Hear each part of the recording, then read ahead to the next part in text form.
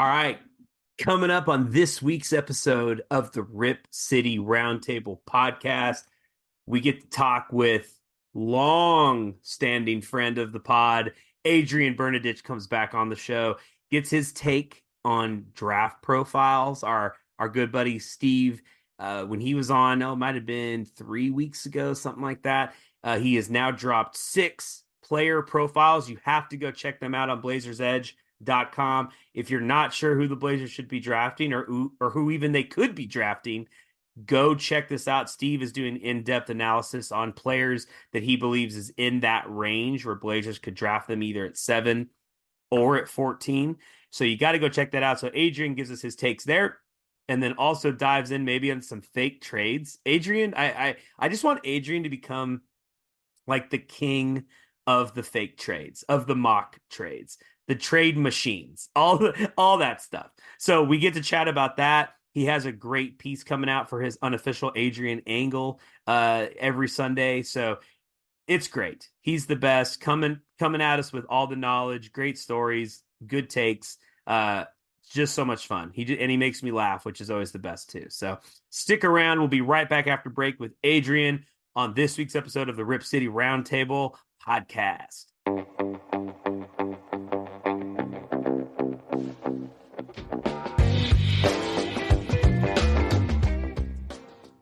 All right, we are back from the longest break ever. Maybe not, but we are here with Adrian. Dude, you're like now the MVP of the Rip City Roundtable podcast. You've been on the most. You did it. It's an honor. It's an honor. I want to thank my family. It's great. It's great to be back. I love it, man. Well, I enjoyed this so much, and we have some good. I mean, we always knew the month and a half between when the ping pong balls dropped to draft night was going to be some good content, and Blazers fans, us at Blazers Edge, like all the different possibilities and things. So we're in that zone. I want to talk through some of these profiles. So our good friend Steve Dewald has been dropping profiles for us. We had Steve on the show, Adrian. It might have been 3 weeks ago now. I don't know. Time flies, but he had just dropped his first profile, or he was about to, on Stefan Castle. I think was his first one that he was going to do. Since then, he has 6 other ones, and so I want to get some thoughts from you on if any of these profiles stick out to you, any of these players. Steve wrong, right? Where are your thoughts on this? I know last time we talked, the eternal optimist, Adrian, and you was like, we're getting the number 1 pick and we're drafting Alex Sarr. That didn't happen. Yeah, it didn't happen. What? Recalibrate. So do any of these players so far? So I'm going to read them off real quick. So we got Stefan Castle. We have Cody Williams from Colorado. Donovan Kuglang, teammate of Castle from UConn. I think a player you might have been watching some highlights of. How do you say his name? Klingon. Well, no, it starts with a B. Bacelis. Mattis Bacelis. I didn't want to butcher the name, so I was going to let you. Yeah. And then Connect from Tennessee, and then Killel Ware. So we have some of these. So again, we have some players coming out. Any of these stand out to you? Any of these guys jump off the page? Well, first, I will never disagree with Steve because he is the master when it comes to this kind of stuff. Yeah. It's funny you bring up Bacelis. I'm just a bit shy. The G League Ignite scares me. Just given the track record, I know we've got Scoot, but the fact that it's now defunct worries me. That's what Ron Holland. I don't want a bar of. Picking at 7 and 14 is really tricky. I do like Connect, although he's 23. Yeah. I do like Cody Williams. And yeah, this is such a tricky draft because I think after Sarr, it's just ridiculously flat. So the player you get at 2 and 3 might be very similar to the player you get at the end of the lottery. I think of the standouts so far, I mean, Stefan Castle doesn't even want to come to Portland. He's told everyone he's Yeah. not working out for teams who have a point guard. Yeah. And Portland has about 73 point guards. So I think, I think I saw your name on that list too as a starting point guard for Portland. yeah, You exactly. wrote Yeah, it. good luck. Um, but I think in the realistic range, I mean, I'm a big Rezache believer, but he's going to be gone by the time the Yeah. Blazers pick. I think it'll be in the realm of something like Williams, Connect. I do like Kalel Ware, but it's a bit of a reach at 7. He might be someone at 14. Mm-hmm. And I saw some of his workout in Portland the other day, and he looked really good. But I think you're not going to get the star in this draft, but someone like Connect is definitely someone can kind of walk into the NBA and perform. Yeah. If it was me, I would be looking at Cody Williams, expecting that he's not going to be performing at an elite level next year. He's still 19. He's 20 in November. So he's the kind of player you draft, you develop. He's your Chris Murray type. They're not necessarily similar players, but it'll take time for them to get acclimated to the NBA level. But I think Connect and Williams are kind of the opposing ends, because Connect is pretty much ready. Yeah. Cody Williams needs some time. Yeah. Does any of the aspect of Cody Williams, brother of Jalen Williams for the Oklahoma City Thunder, like and then you have Chris Murray, brother of Keegan Murray, right, at Sacramento. So I mean, is any of that just because the brothers? I know it has nothing to do with they're not all related, but like, does that have anything to do with it? It has to be considered. I mean, J Dub has been a revelation.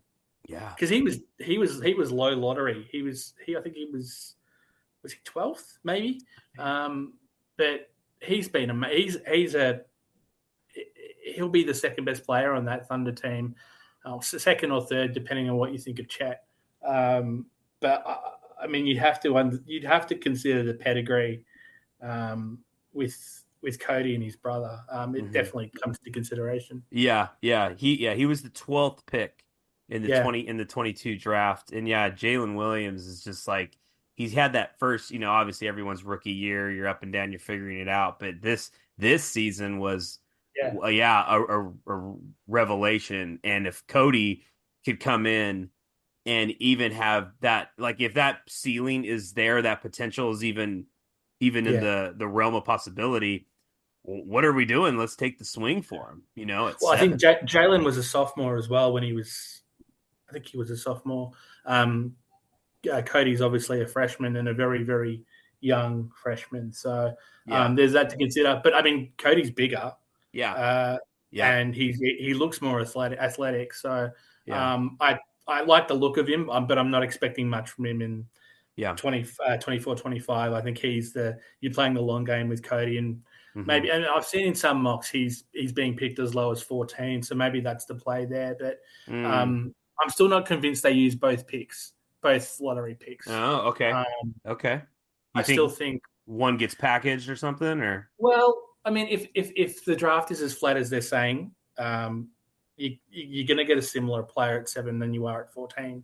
It's no one necessarily wants a pick in this lottery, so they might have some difficulty kind of trading that pick. But I wouldn't be surprised if one of those picks is packaged at some point, probably the 14th, but you never know. Do you think there's any like a game of cat and mouse going on with this draft? Like, and what I mean by that is, everyone is, it's a bad draft, or it's not a draft with high end players. Like, that's been documented. We talked about it. But now at this point, like, teams are like, no, I just want to trade back. Like, it's fine. Like, we'll take whatever. And they're just like, it's just a game of like, they really do want someone, but everyone's just playing dumb. Do you think that's going on here? Or is it truly like, no, we really don't. We really will trade down. I still think that there are going to be good players in this draft, and like I'm not Steve, I'm not the draft expert, but you're not going to two or three guys from this class will pop. I mean, Yeah. it's just the law of averages suggests that you will get you'll get an all star out of this draft. It's just they're a little bit more difficult to find. I mean, Aussie Alex Sarr, I'm claiming him because he played here last year, but Yeah. Sarr has the raw ability and the raw kind of athleticism. Like the way he moves is just amazing. But the rest of the class is not devoid of talent. There is talent there. It's just not high end talent. And yeah, I think Yeah. it's like it's really spin the wheel and see what you get. Yeah. I agree. So let's spin the wheel. I think, I'm going to read you a line from Steve's profile of Connect, which I think Dalton is interesting because people that watch the tournament, Tennessee did okay, right? They weren't like a one and done team, and clearly Connect like just looks the part, at least on offense. Just watching him, because admittedly, Adrian, I didn't watch like any Tennessee basketball up until the SEC tournament. Yeah, I'm with you. Yeah, Yeah, yeah. yeah. So like that was my first, like, I heard about him, never saw him really outside of just random highlights. So Steve, in his profile on Blazers Edge, goes on to say, Connect possesses a pure scoring mechanics that are built upon a fluid shot base. I like that. He can score from all three levels in a variety of ways. And that's true. And he is 6'6", has a 6'9" wingspan, so he can get his shot off. And my thinking is, Adrian, if you pair him, like if he gets time, obviously he's a wing, and you're kind of pairing him next to Tumani, Tumani can cover up, as we saw, like so many defensive weaknesses on the Blazers. And then you have a pure scorer kind of next to him. I think that could work. Like, Yeah. I could see it panning out. I could be the optimistic person and see that work. I think if Dalton was 1 inch, 2 inches taller, then it'd be even better. The fact that he's 6'6", like he's probably a 3. Yeah. But yeah, I think you're right. I think Tumani, and even if they hold on to Matisse, if you wanted to go small, you could play Matisse and Dalton together. But I think you're right. I think Tumani does cover up a lot of holes on that end. But I don't think Connect's a terrible defender. I think he's passable. I think he's got the athleticism and the lateral quickness to kind of be decent. Mm-hmm. But I just don't know whether he's a 7th pick. I think, yeah, this draft is so weird. I just, yeah, you're right. And it's like, would we have been better off? It's like, okay, 7 and 14. It's like, no, we'll take. Well, this. Okay, would you rather, Adrian, have 7 and 14, or like 9 and 10, or 10 and 11? What would you rather have? I don't know. That's a good question. I guess you still want 7 because there still might be a play you like that could be off the board by 10. Yeah. I still think 7. Yeah, 7 and 14, because I really don't think there's a. Once you get past 10, I think it's kind of like, all right, let's just dealer's choice type of thing. I'd stick with 7. Okay, all right. Have you been watching any, or did you watch any film of Jacoby here from Baylor University? Have you I haven't anything? Is that Jacoby Walter? Yeah, Jacoby Walter. Yeah. I don't know too much about Jacoby. No, I'll let you kind of ride with that. Okay, all right. I don't know. I threw that to Steve, and I was like, I think there was an early mock that had him going to 14, and that was like, I've always wanted someone from Baylor. I was like, give me a Baylor guy on the Blazers. I've never had it. I haven't had to root for that yet. So he's a guard, though, isn't he? He's a guard. He's taller. I wish Steve had a profile on him. Jacoby's like probably 6'7". He's probably 6'7", 6. I think he's taller than Dalton. I want to say 6'7", 6'8". I was going to mention this to Steve when we were talking about Jacoby, and then we got onto something else. And I am like, I there's something about free throws, like watching free throws. I think you learn so much. And Yeah. like this season, I get Scoot had the up and down year. He was injured. Whatever, right? But when Scoot Henderson went on that stretch where he couldn't miss a free throw, Adrian, I'm like, it says something about mental focus, getting to the line, knocking down a shot. If you remember when CJ McCollum was a rookie, or even his second year, he was like a terrible free throw shooter. It was like in the 60s. And CJ is not a bad free throw shooter, but it took him time, and it said something. And so I promise I'm getting there. So like Jacoby, there was a home game and we played Cincinnati, and it was a closer game than it should have been.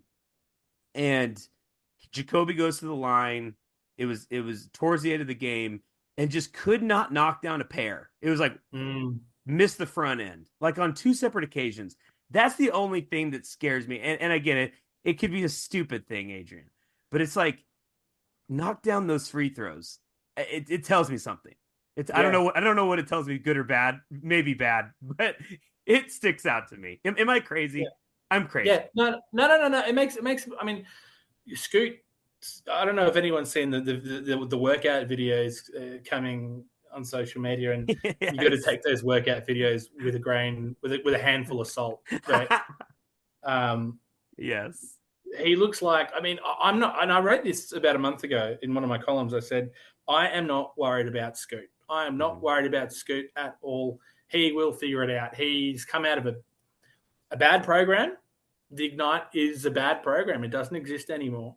Yeah. He has the athleticism. He has the skill set. I am not worried about Scoot. We just need to give him time. To your point about free throws, yeah, absolutely.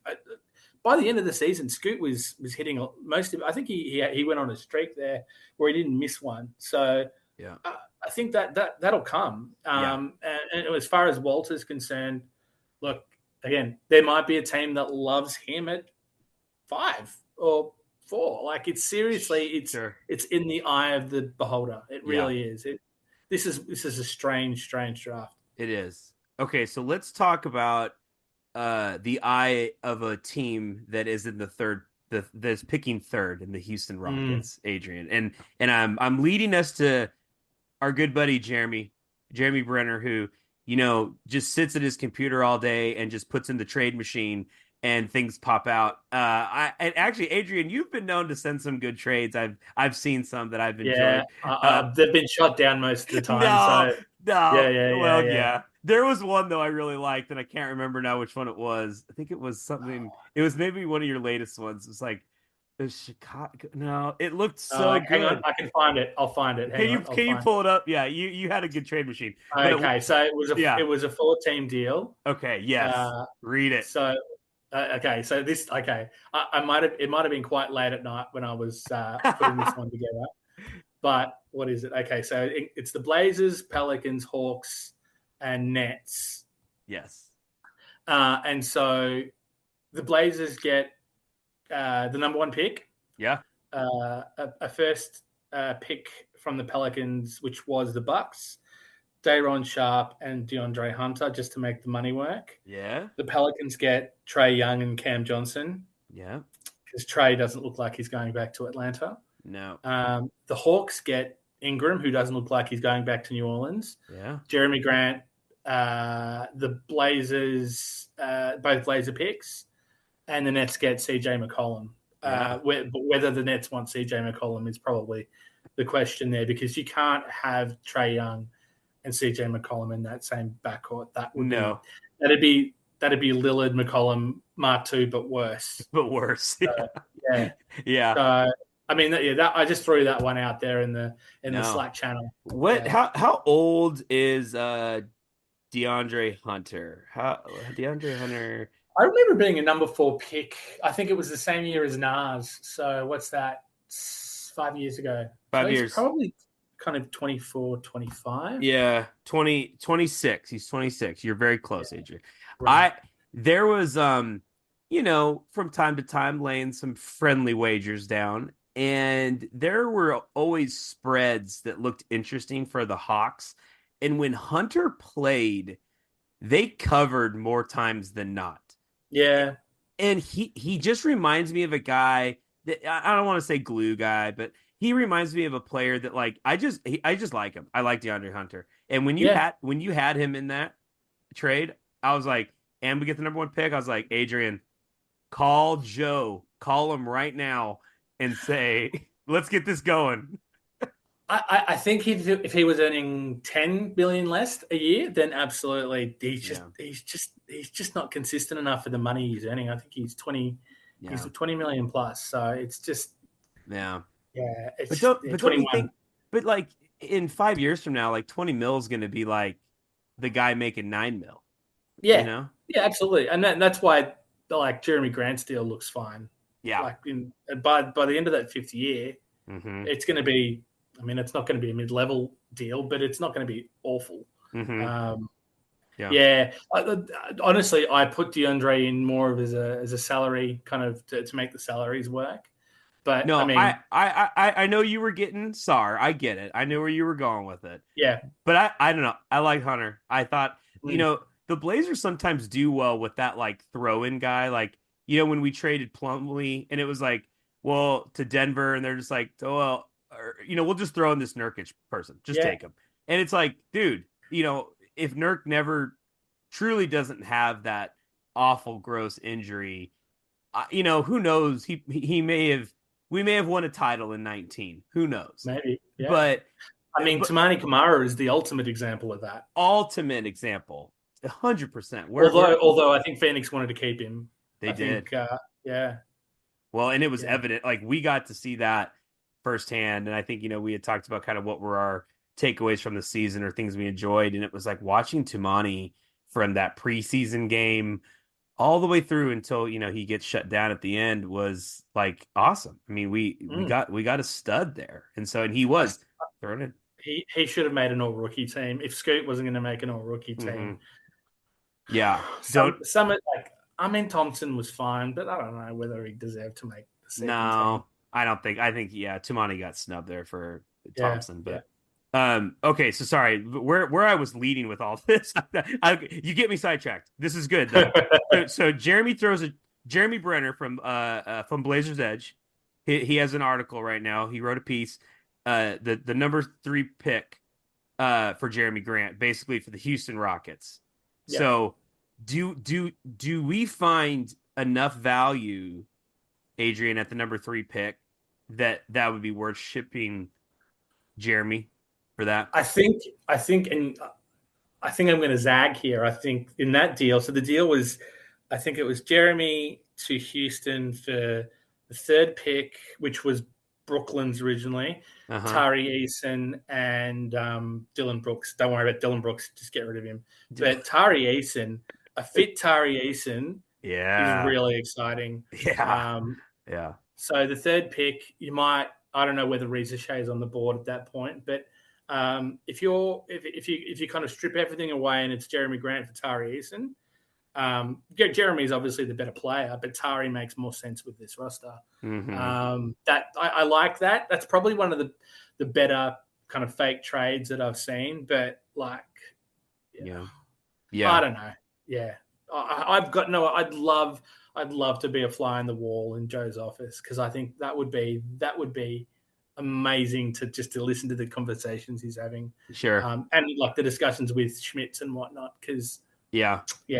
Well, and it's so you bring up a good point.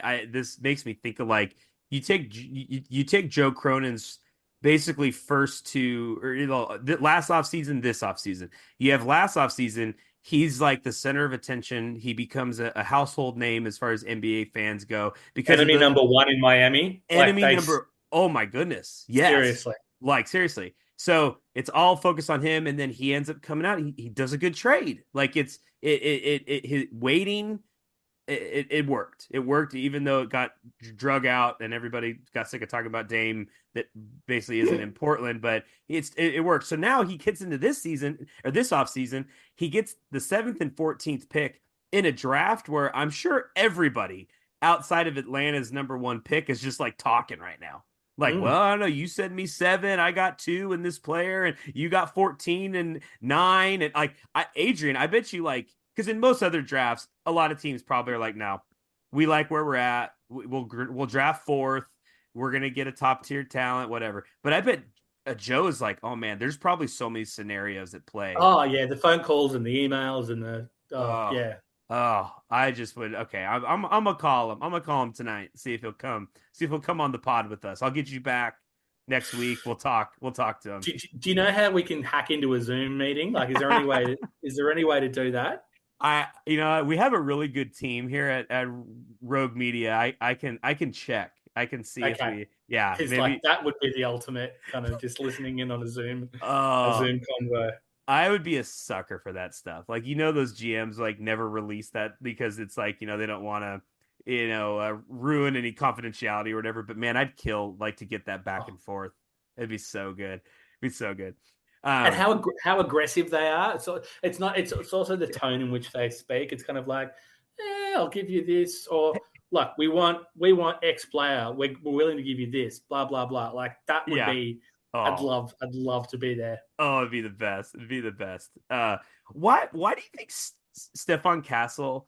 So he's 6'6". He says he's a point guard, or he wants to be a point guard, or he thinks he's a point guard, but doesn't like. Why do you think he goes out and says that? I think it's an interesting statement. And I don't want to go to a team that has a starting point guard or a young point guard or whatever. I'd love to claim this theory, but I heard it earlier in the week. I think he's trying to angle his way to San Antonio to play with Wemby.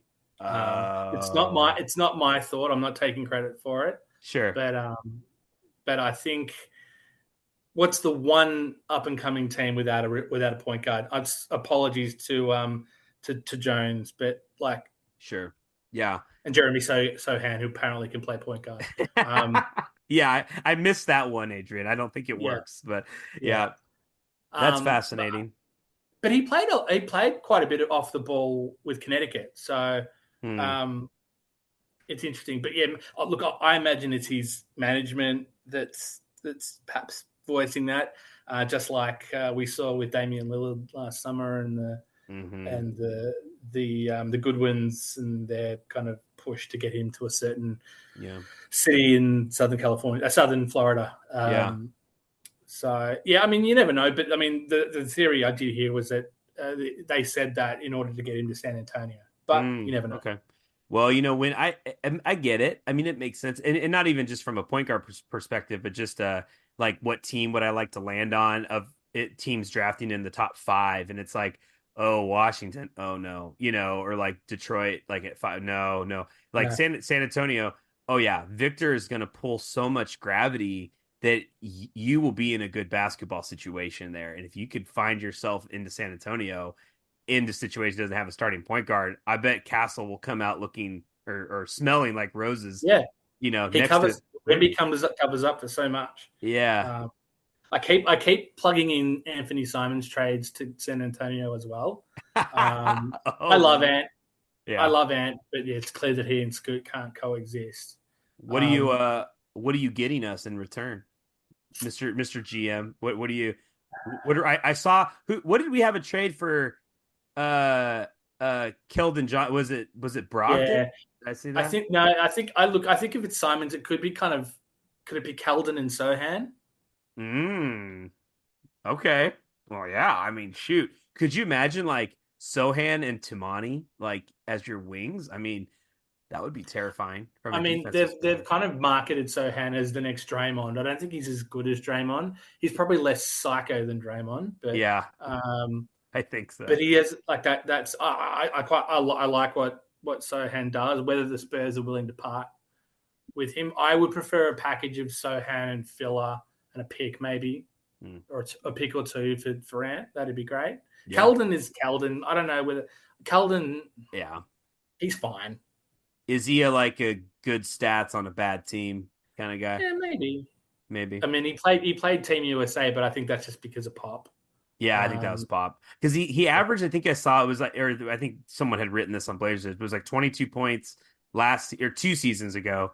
This yeah. season it was down to like 15, and I'm just thinking, well, he averaged 22 because they were like going for Wemby. I mean, no one probably cared who scored Well, that DeRozan season. was gone. Who else is going to score the points? Yeah, so it's like, of course, okay, Keldon has 22 point or averages 22 points. It's like, Yeah. okay, all right.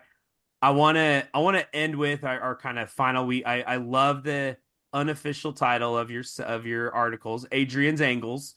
Okay, we need to actually make this a real segment with a sponsor. Brought to you by Adrian's favorite lunch spot. Brought to you by Foster's. No, that's not Australian anymore. Oh, okay. By It's not. It's Foster's. not. No. What's a good Australian brand? Yeah, come Brought on. brought to you by Bluey. Brought to you by Bluey. Oh man, if we could land Bluey, that would be incredible. I'll It's see. it's it's it's the public broadcaster in Australia, so they're probably not sponsoring anything. But it's nice to dream. Can I can Yeah. I tell you real quick though? When so I'm we're on Slack. I'm letting you know, hey, I'm running late, and you're like, it's okay. I'm watching highlights, and I swear it said of Bluey, and I was like, does Adrian just watch highlights of Bluey? It was not No. Bluey. It was what's his name, and I still can't pronounce it. Bracellus. Bracellus. Bracellus. You said Um, Bracellus, but I thought you but no, said no, Bluey. Bluey is a big deal in our house. My 2-year-old is mad for Bluey, so Yes, yeah, yes. it's a phenomenon. It is. Bluey has now made its way into our house. Our son's 21 months, 22 months, but he'll just stare at that dog talking in an Yeah, Australian accent. So there's some great. It's really well done. But it again, this is not a Bluey podcast. sorry, not a Bluey podcast. We'll do that later. Okay, so angles. What by the time we record this, you have something that has come out. So everybody, you can go check Blazers Edge and you can read this, but give us some insights on what that was, I guess, at this point, since it's out now. So tomorrow, which is Sunday, so by the time you hear this, will be last Sunday, which is all very confusing. I've done a look back at the Lillard trade 8 months on and all the pieces that were involved in that. So I'm looking at Phoenix, I'm looking at Milwaukee, I'm looking at just drawing a blank at Boston to see where they're obviously kind of it's